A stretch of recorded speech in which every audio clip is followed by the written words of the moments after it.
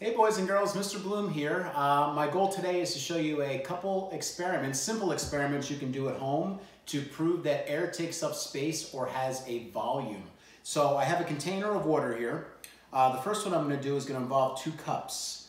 The first one, right here, has no hole in it. The second cup I'm going to show you has a hole. I'm going to take a couple paper towels, bunch them up, stick them at the bottom of the cup. Okay, so I got some paper towels on the bottom there. And what I'm going to do is I'm going to turn this cup upside down. I'm going to submerge it completely in the water and then see if the paper towels remained wet or dry.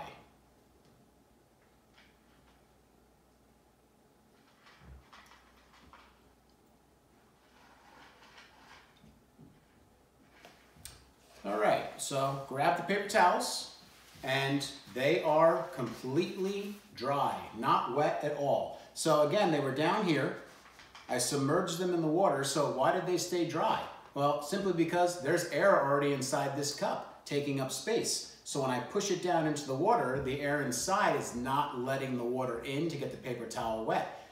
It's already occupying space, not letting that water come up into the cup. So now if I take another identical cup, with one exception, I drilled a hole in the bottom of this cup. All right, so I'm going to stick the same dry paper towel inside the cup.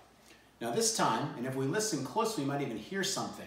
I'm going to stick the cup in the water, same thing as before, and if we listen closely, I can hear it. The water is escaping the cup through the hole. Push it all the way down there and there.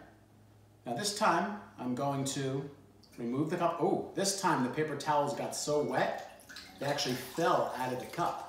Let's try it one more time. Dry paper towels again in the bottom. Stick it in here. I can hear the air leaving the cup. Maybe you can as well. This time I pull it out. Again, they get so wet at the bottom that they actually fall into the water.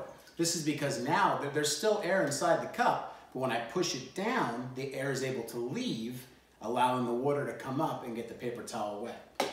Now another thing you can do, you got to find something that can float. So usually I do this with a ping pong ball, but this time I use the top of a medicine container and it's floating on top of the liquid right now. If I take that cup without the hole, since there's air already inside, if I put it over the top of this object, and if we zoom in here, you can actually see that when I push down, the top, it might be tough to see, but if I push down, the medicine top gets pushed down with the cup because the air is pushing it down into the water. Okay, so let me see. We float that again. Maybe this way would be easier. And I should be able to push it down into the water. There you go. You can kind of see it on the side there. It's getting pushed down with the cup because that air is pushing it down.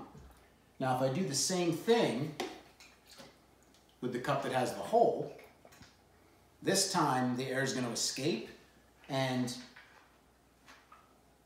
I can actually see through the hole that the medicine topper stayed at the top because the air escaped and it wasn't getting pushed down.